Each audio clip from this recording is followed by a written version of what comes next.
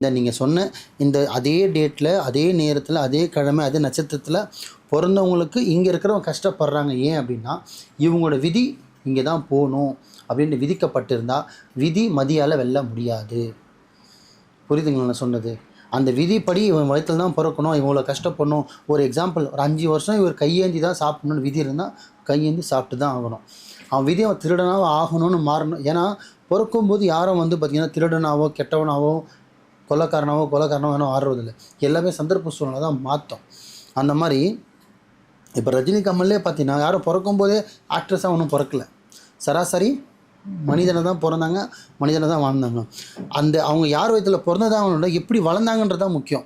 இப்போ எக்ஸாம்பிள், இப்போ நீ ரஜினி சார் சொன்னீங்கன்னா 34 வயசு 35 வயசுக்கு மேலே தான் அவர் என்ன சொல்கிறது கண்டக்டராக இருந்து தான் அவர் வந்தார். அப்போ அந்த கண்டக்டர் வரையும் அவர் பண்ணார் பாருங்க, அந்த நல்லது கெட்டது, அந்த என்ன சொல்கிறது அவர் படித்த தெய்வத்து மேலே வச்ச அந்த நம்பிக்கை எல்லாமே அவரை உச்சத்தில் கொண்டு போயிடுச்சு. இப்போ சின்ன பசங்களுக்கு சிஎம் யாருன்னு கேட்டால் கூட தெரியாது, ஆனால் ரஜினி யாருன்னு கேட்டால் தெரியும்.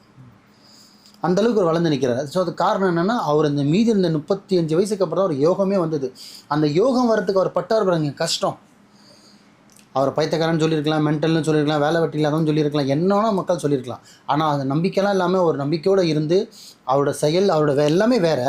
ஆனால் இப்போ இருக்கிறது டோட்டலாக வேறு. அதுதான் வந்து யோகம்னு சொல்லுவாங்க. அந்த யோகம்னு ஒன்று இருந்தால் மட்டும்தாம்மா நீங்கள் அந்த உச்சத்துக்கு வர முடியும்.